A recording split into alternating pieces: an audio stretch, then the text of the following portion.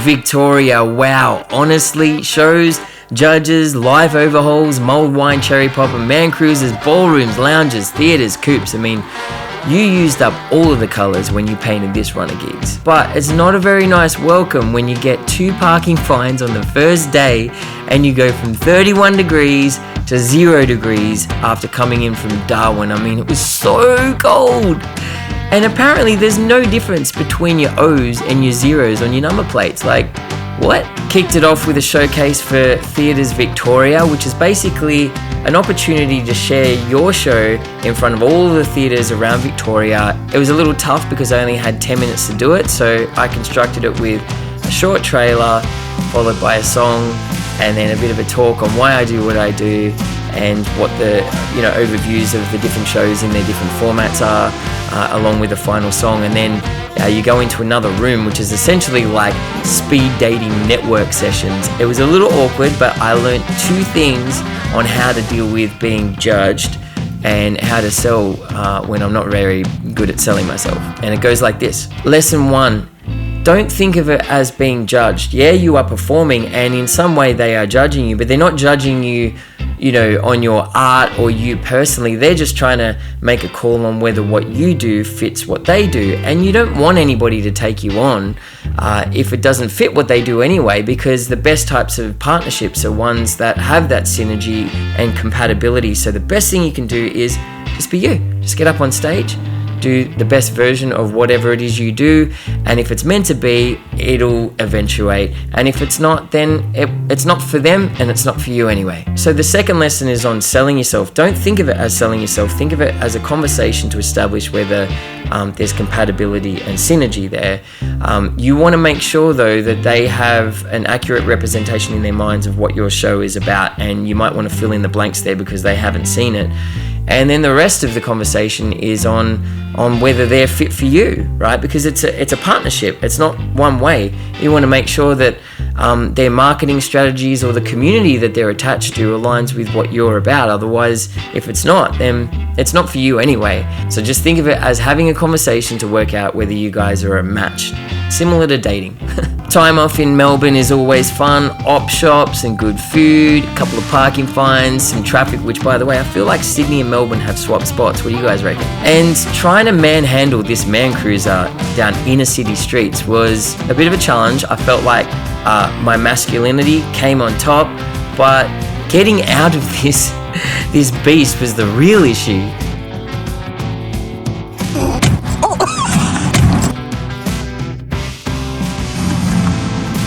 The gigs themselves, Sookie Lounge, Brunswick Ballroom, really special gigs that sounded killer, awesome little audience.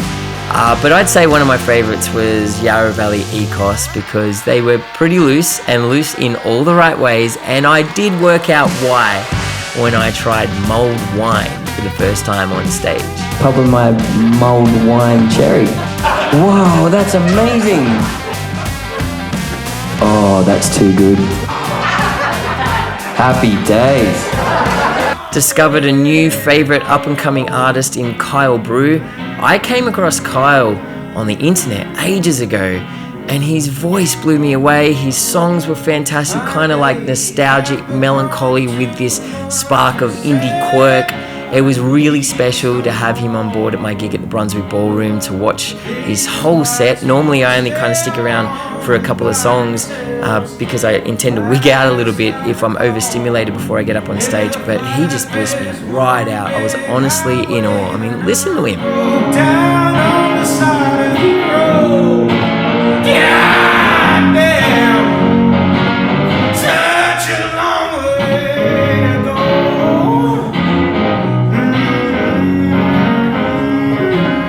Got to stay in a really awesome tiny home on a farm in the Yarra Valley.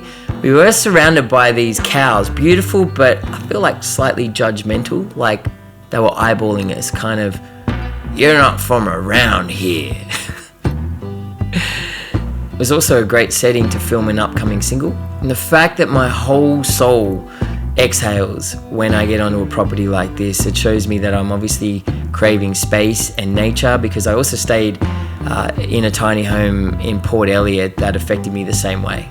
These gigs, I won't lie, they were tough. It was really challenging to move tickets. It's strange because I normally do well in those markets. When this happens, I tend to get a little too up in my head because I'm a self-managed artist and I second guess everything. Do I know what the hell I'm doing? Am I on the right path? Is what I'm peddling even what people want? Should I chuck it in? Is it a waste of time? But I had to remind myself of, all the positives. It's lens widening to include everything. The audience reactions, they're always positive. The venues want me back. Festivals are still continuing to book me. Tickets on the whole, we're doing well. And it is tough market out there. It's not just about you as an artist. It's also the market. Times are tough. People are thinking twice before they spend money. So it's important to also catch the emotion that's triggering you to think irrationally about yourself. You need to stay logical. And for me, that emotion comes from how much pressure I put on all of my gigs to make a certain amount of money. I'm sacrificing a lot in my personal life, my living situation, time with my kids, and this run was a bit of a wake-up call that I need to kind of rebalance. If the sacrifices you are making can't be sustained, then you shouldn't be making them, because the reality is, in music, it's slow burn. It's so unpredictable. If you are constantly making sacrifices that cause huge emotional turbulence in you when things don't go right, you are going to crush your art and you're going to wind up chucking it in. And this run was a bit of a wake-up call to rebalance things.